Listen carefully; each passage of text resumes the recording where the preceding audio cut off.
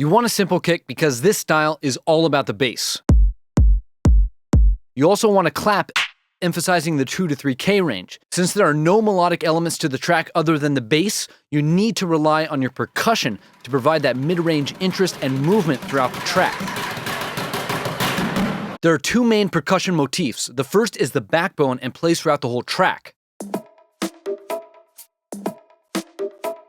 The second motif doesn't play throughout the whole track. Instead, it's used to help lift the energy and keep things interesting. It uses more mid and high frequency sounds and a faster rhythm to achieve this.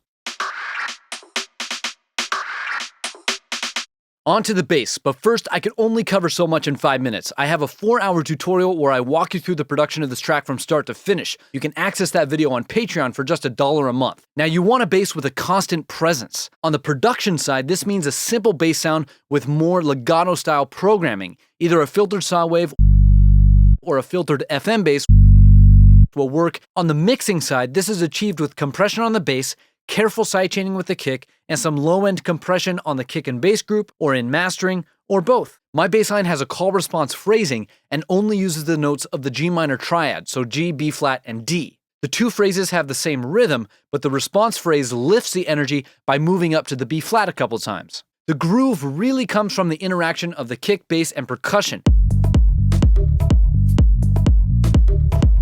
But I obviously added some tops to fill out the spectrum, drive the track, and reinforce the swing. Like always, you can download these samples for free. The link is in the description. For the main vocals, I found an old clip with a guy talking about drugs. Well, guess what? We've got another drug. It is synthetic, and it makes you love everybody.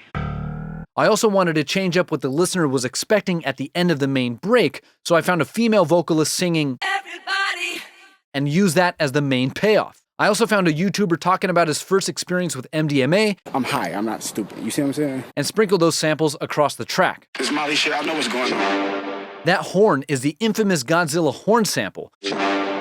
And I used it to accent the downbeats of important sections in the track. Now I used the vocals to create a lot of effects in the track, and I programmed some sine risers and white noise patches in Massive to do the rest. Gotta love that spectral layering. The track has a super simple structure. 32-bar intro, 16-bar break, 48-bar drop, 32-bar main break, 48-bar drop, 16-bar break, 32-bar outro. Symmetry much? There's also a 4-bar break in the middle of each drop because the track is just that intense. So combining all these ideas together, you'll get a track that sounds something like this. Now don't miss out on the 4-hour production course on Patreon, and don't forget to download the free samples.